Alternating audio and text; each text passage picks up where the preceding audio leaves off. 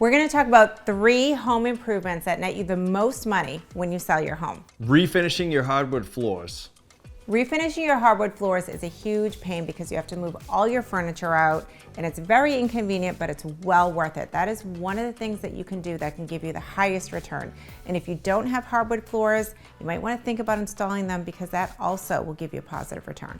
Insulation upgrades. Insulation upgrades are super popular because gas, electricity, all energy costs are literally going through the roof. No pun intended, that's a Paul joke that I just made. Insulation upgrades are definitely worth the investment. If you live in Massachusetts, you might want to call Mass Save. They do free energy assessments, and if they don't service your area, call your local energy provider. They might have a similar program. Curb appeal. Most people, when they think about curb appeal and selling their home, they're thinking about landscaping or painting the front door, and those things are important. Something that you don't want to overlook are your garage doors. Replacing your garage doors is a worthwhile investment and will give you a positive return. Like they say, what goes up must come down. Exactly, that's exactly what I just said.